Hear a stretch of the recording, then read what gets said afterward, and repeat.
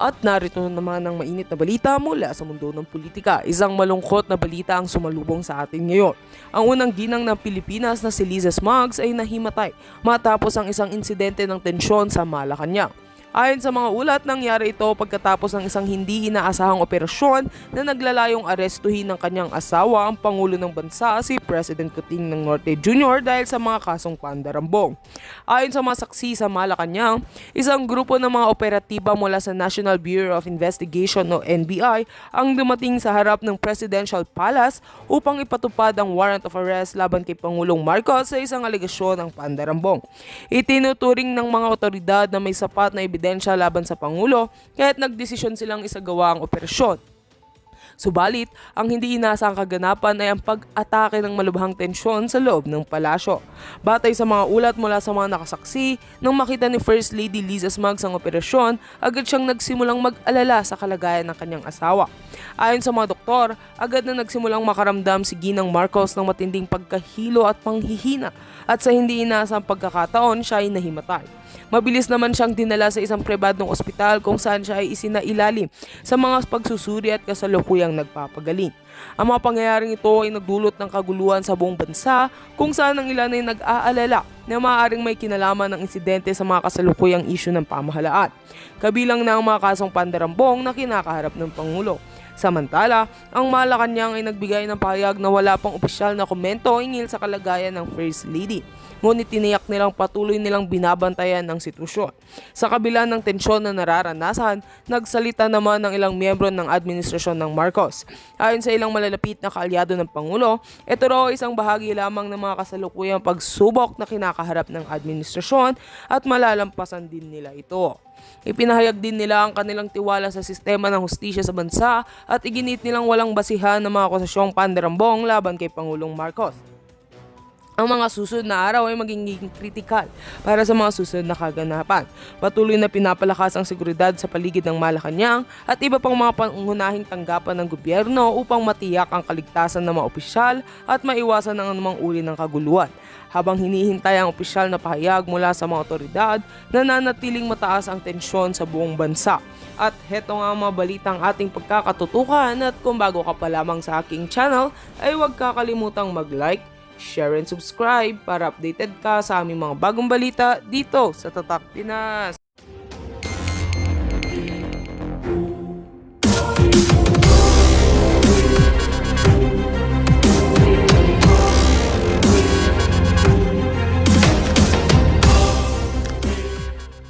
Na sa ilalim ng anak ng diktador. We are playing, I'm sure itong mga video natin simula pa kaninang madaling araw ay nakakarating na sa iba't ibang dako ng mundo.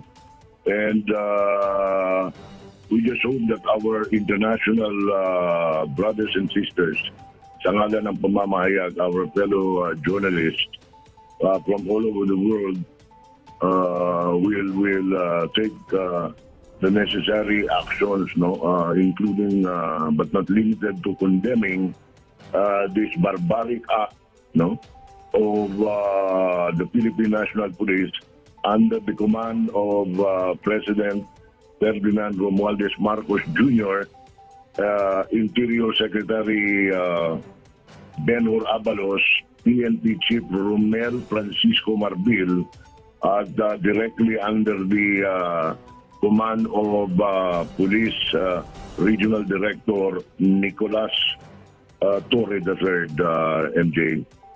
We do hope na makuha po ang atensyon ng international news wires kasi nung babalikan natin yung mga coverage sa eleksyon, talagang lahat ng mga media noon, tawag sa presidente ngayon, anak ng diktador. At may mga utang pa sa estate. Hindi na po siguro akma yung sabihin siyang anak ng diktador, kundi masawil pa sa ama ng diktador itong kung nga, excuse me sa mga Kristiyano, pero sa tingin ko ito ay gawa ng isang demonyo na nagbabalat kayo bilang Pangulo.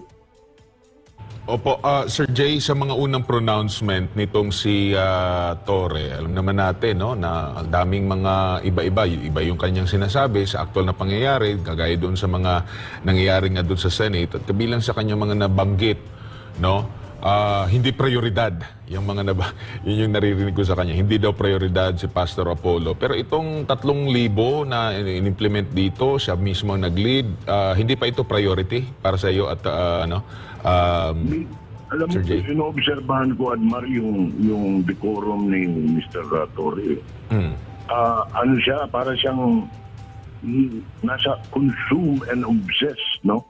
Kasi siya mismo naawa nga ako doon sa mga pulis, lalo na yung mga officers ng mga aid niya, yung mga koronel, mga major, mga kapitan, na nakabuntot sa kanya. Kasi sila mismo hindi nila mayamyam yung ginagawa ng kanilang, hindi mo isipin na isang regional director, general na, siya mismo yung ikot ng ikot, parang tumpo, na 7 beses niya binabalikan yung mga kwarto doon sa Jose Maria College Foundation Building, yung mga banyo, yung mga syura, yung mga cabinet.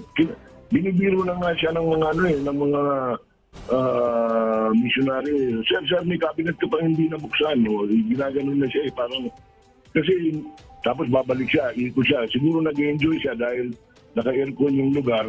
Pabalik-balik siya doon until finally, after 7 times, wala talaga siya makita. Primero sabi niya, nasa dingding daw. Nakita daw niya sa dingding. Tapos sunod-sunod naman, nakita daw niya, pumasok sa cabinet. Parang baliw na no? Na hindi mo maintindihan. Tsaka nalilisit ang mata, ikot. Sabi ko, parang wala na sa katinuan ito si Mr. Torre, no? I do not know. Siguro the psychologists and the psychiatrists can better describe, no, itong kanyang decorum, yung kanyang anong tawag nito, yung mga dinidisplay niyang actuations. Hindi naman kasi tayo psychologists at psychiatrists to better describe. Ako, ang description ko lang yung bilang isang ordinaryong tao, no, kasi kung nag-observe ko, isip mo talaga parang may sa baliw na itong tao ito. Dahil pabalik-balik, tapos tatakbo. Pagkatapos tatakbo, biglang hinto. Tsaka, Sir Jay, parang walang tiwala doon sa mga unang pulis na nag-ikot na ang dami na, simula pa kaninang umaga, meron tayong live feed dito, hinahayaan lang sila na ma-check talaga yung lahat ng mga lahat ng sulok nakita namin. Tapos kung babalikan, parang hindi ko lang alam, bakit hindi na lang siya yung nag-ikot dyan kung wala din siyang tiwala doon sa mga pulis na nag-ikot. Nagdala pa siya ng libo-libo.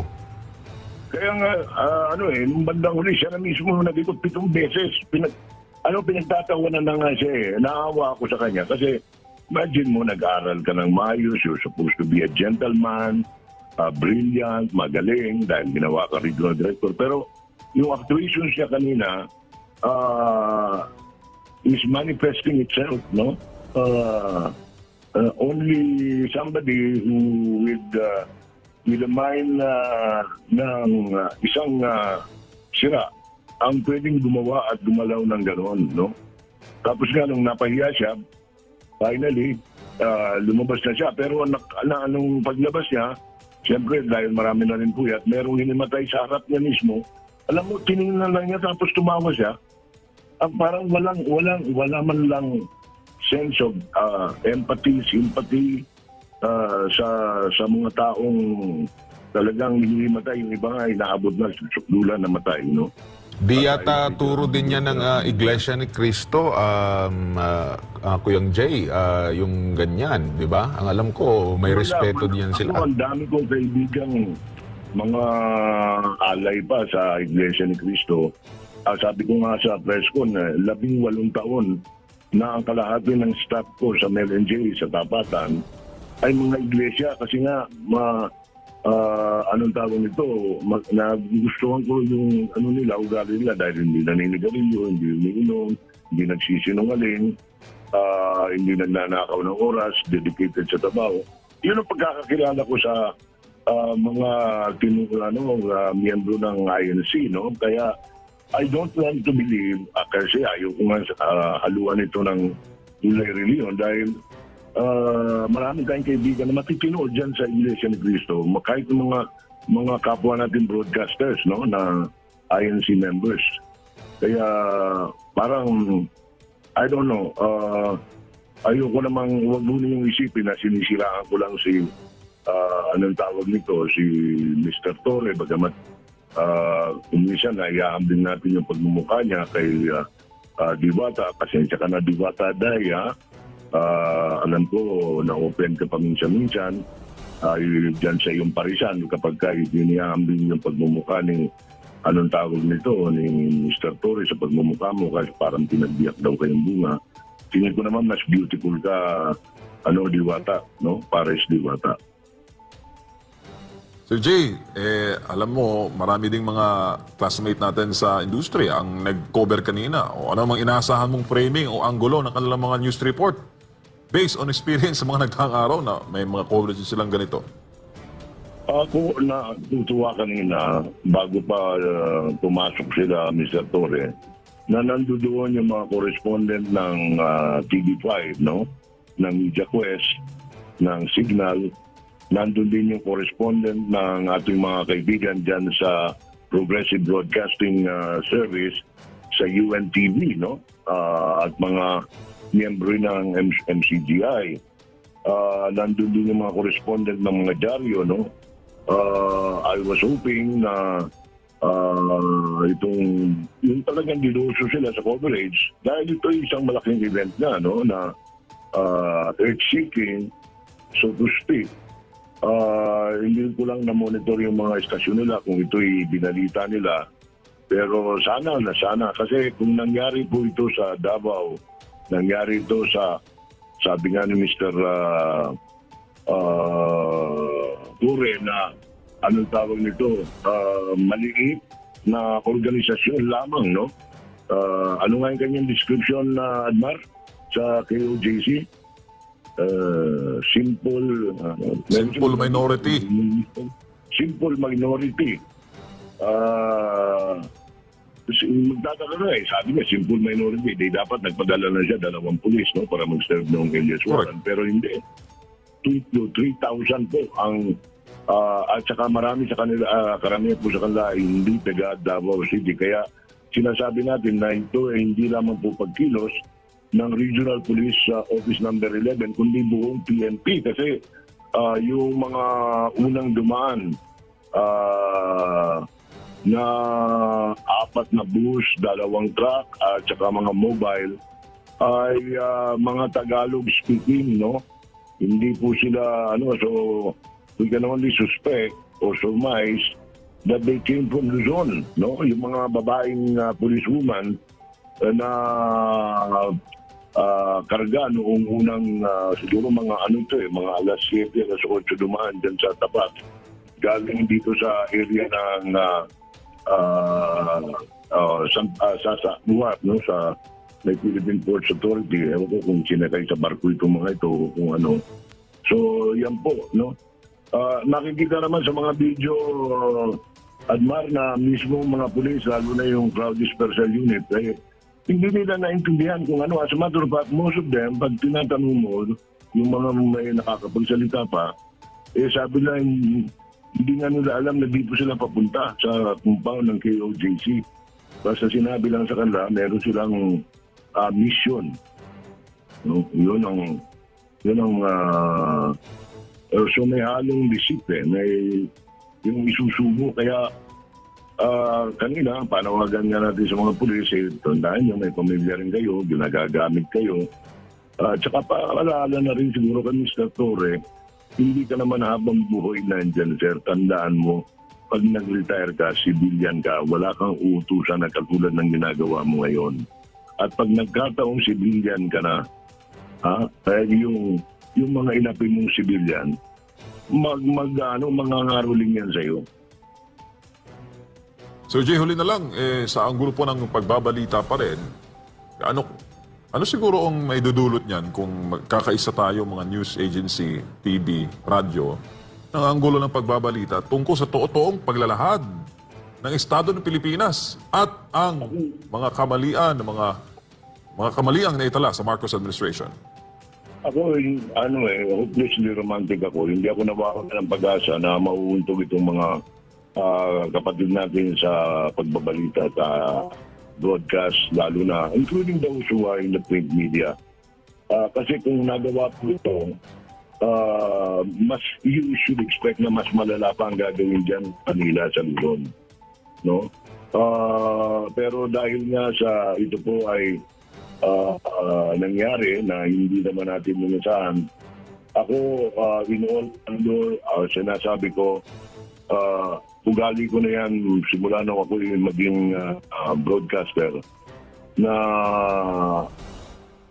kahit kasuklam-suklam, binibigyan ko pa rin ng allowance for respect yung kasalukuyang presidente. Nangyari ito nung panahon ni Cory na hiningi niya ang aking ulo sa ABS-CBN, natanggalin ako.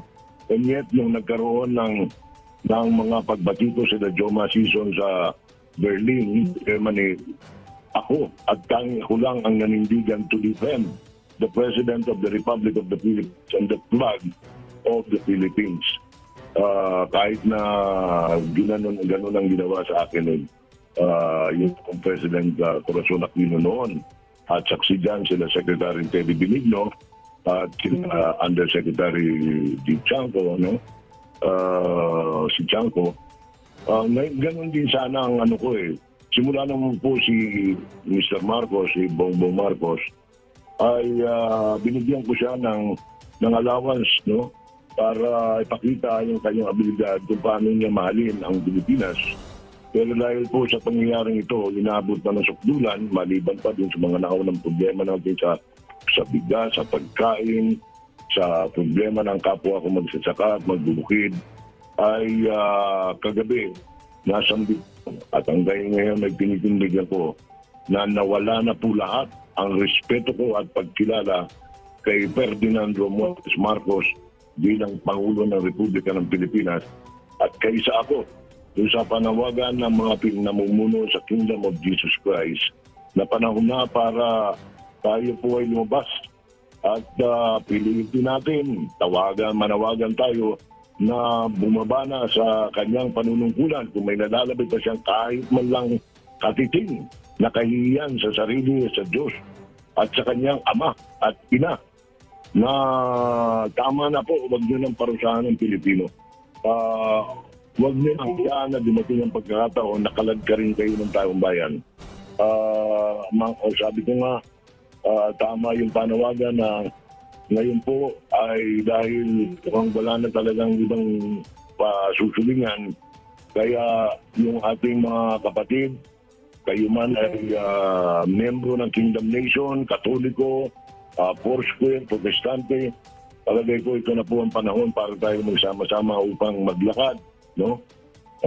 Hindi po ito panawagan po rebellion, kundi panawagan para magpunta tayo doon sa may gitang Malacanang at sabihin natin kay Ginoong Marcos, Mr. President, Mr. Marcos, Bonget, kung ano man ang tawag sa iyo, Apulakay, abay, maawa ka na sa bansa, please give yourself a chance, no? Umalis ka para na sa ganon, makahingay niya naman na maluwag ang mga Pilipino. Admar, MJ. Sir Jay, dagang salamat, sir. Amping-amping sa kanunay, naraman dire, nagasibya. Thank you, salamat po. Yan po si Sir Jay Sonsay sa pong veteranong mamamahayag. Mga ibanta po ng pag-aresto sa lahat po ng mga nagbablog at lahat ng haharang nandun pa rin po sa loob ng compound. Magtatanghalian na po si General Torre doon sa loob. Kumbaga, itong mga pangyayari ngayon, marami na talagang nagsasabi nakakapagpuna, retirado man, mga aktibo ng mga opisyal, mga abogado, lahat sila ay nagtataka dito sa the way ang pag-implement itong warrant of arrest na ito na talagang sobra-sobra kalabisan.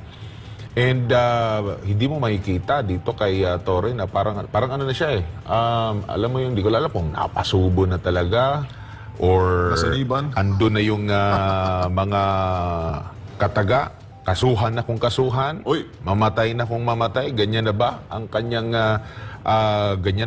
iniisip ngayon?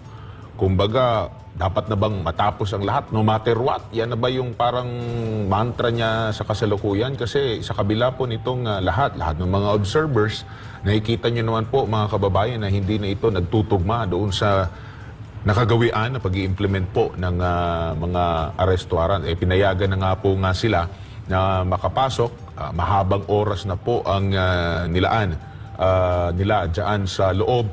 libo-libong mga pulis ang sinama po niya dyan sa loob.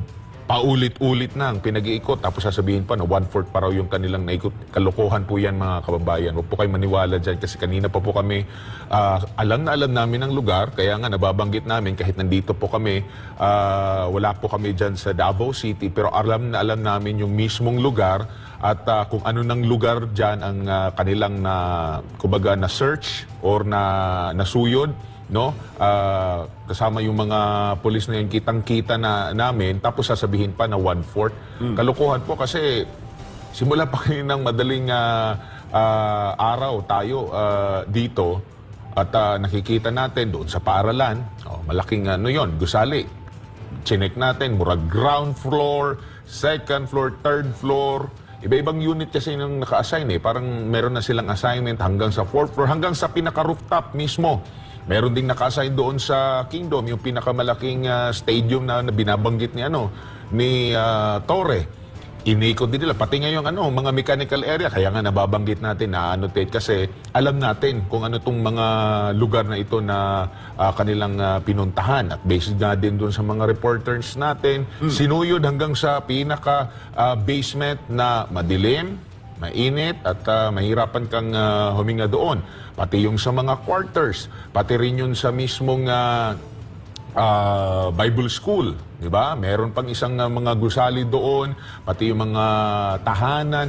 Sinuyod po nilang lahat. Tapos sasabihin na 1/4 pa raw ang nasuyod at hindi pa kulang pa at kailangan ng 3 araw. Parang imposible naman po yata yun, di ba? Di ko lang alam kasi si Torre, first time dyan na nakapasok tayo. Mga ilang taon na po tayo dyan. Napuntahan natin yan at saksi tayo doon sa mismong mga structures dyan. Sanay tayo, nakakaikot tayo dyan. Hindi mo kailangan ng 3 araw sa dami. Tingnan nyo po kung gaano karami yung mga pulis na andyan po mga ka-partners. Tapos sasabihin mo, naka-isang ka lang, naka 1/4 ka lang. Kung land area, di ko lang alam kasi ang hinahanap po nila tao. So doon sila sa mga hindi naman po sila siguro maghahanap doon sa open area. Kasi makikita naman nila, wala namang masyadong talahiban dyan sa loob. So pupunta sila sa mga structures. Ilan lang naman po yung mga structures dyan sa dami po nila. Pwede nilang puntahan yan. Yung balita ko, parang hindi na yata sila nagsisearch. Ano bang ginagawa ninyo sa dami nyo dyan? Ayun yung nakapila na yan, ayan na, yung nasa gitna, puro mga pulis yan. Di ba? Puro mga pulis yan, nakabalandra. So, planadong-planado nila yan Di ba? Planadong-planado nila, partner NJ. Balita ko, si Japzi, sinabi niya na sa YouTube na si Torre daw ay miyembro ng INC pero mukhang questionable partner. Mukhang hindi niya sinasalamin ang katuruan ng kanyang simbahan. Yung pagiging sinungaling, pagiging pahamak, mapaghiganti, yung walang modo, palabintang, yung ba yung turo ng Iglesia, INC? Ano ba ito, General Torre? Mukhang mismo yung mga taga-INC, kine-question yung pagiging kaanib. At mukhang hindi mo na-learn yung katuruan ng kanilang simbahan. Samantala, meron tayong mga kasama, Attorney Sal Panelon sa ating linya, former Presidential Legal Counsel. Attorney, magandang tanghali. Si Admar, si MJ.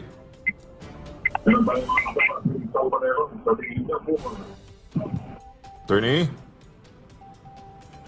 Attorney Sal? Good morning. Opo.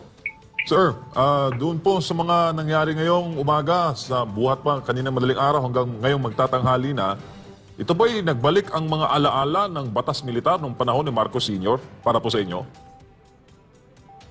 Alam mo yan, gaya ng sinabi ko noon, yung unang salakay nila, overkill yun. At sinabi ko rin na hindi titigil yan hanggat ang Kingdom of Jesus Christ ay hindi naghahain ng petisyon for a writ of amparo. Ano ba yung writ of amparo? Ulitin ko Ang petition for a writ of amparo is a legal remedy.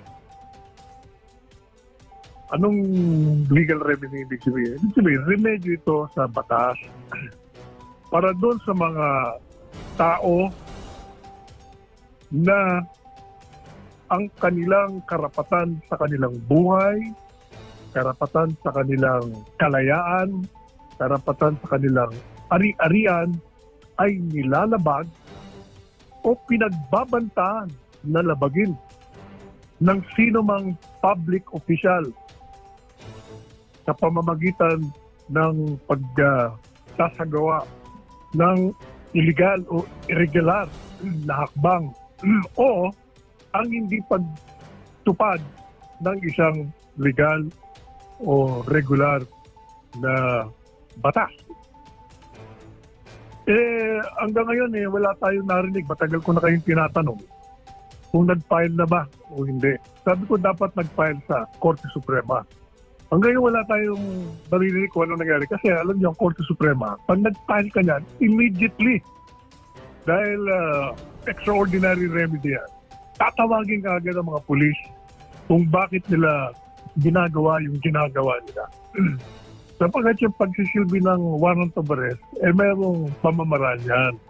Kung hindi mo isinasagawa yan, at pagkatapos araw-araw ay pinatakot mo sa presensya mo lamang at marami ng mga karanasan na nangyari sa kanilang pag-serve ng warrant na may nasasaktan, sisira ang property. Gaya ngayon, balita natin, may namatay na naman dyan. Namatay dahil sa takot. O yung mga bagay na yan, eksakto tamang-tama yan sa isang petition for the issuance of a writ of amparo para matigil yan. Kaya ang tanong ko sa inyo, MJ, may assignment ako sa'yo. Ano nangyari? Meron ba o wala? Tapos na, Attorney Sal, nagkain na po tayo ng writ of amparo, pero wala pang reply ang korte. Kailan? Saan? Opo. Kailan tayo nag-file at saan nag-file? Sa Korte Suprema o sa regular courts? Supreme Court, sir. Kailan? July. Last When July. was that filed? Last July po. July. Anong status? From the moment it was filed, anong status? Parang ano, Ibig sabihin, last month lang. Kailan ba nangyari yung yung salakayan? yung Salakay una, June 10. O June 10, dapat immediately after. I remember, nag-advise ako, parang 1 to 3 days after lang, yun na kagad ang sinasabi ko eh.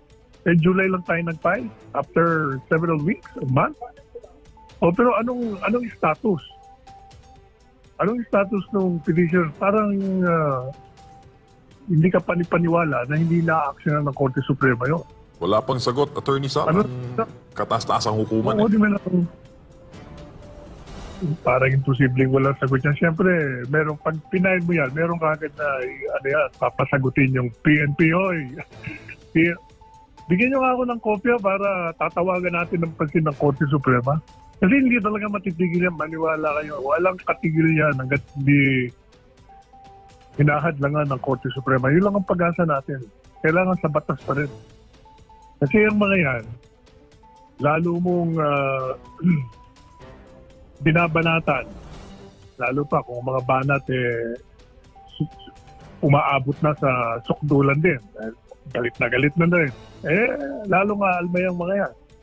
Kaya walang tigil yan. Kaya the only way to stop all this is a Supreme Court issuance of a writ of amparo, stopping them from performing those illegal acts. Yun lang, walang ibang remedy dyan. Attorney, si Admar po ito.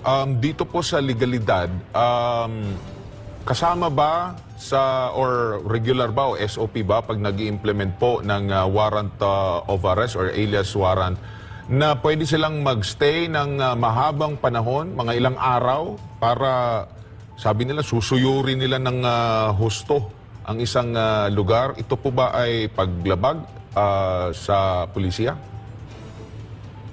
Kung ang pinupuntahan mo, ilang hektarya, sasabihin nila, justified kami. Kasi ang laki ng lugar ninyo, kailangan halugugin namin ang lahat, kahit it will take us several days. Yan na magiging justification nila. Pero considering po na nasa humigit kumulang 3,000, ang dami pong mga pulis doon sa mismong lugar, at kung pagbabasehan natin ang kanilang pag-iikot, lahat ng mga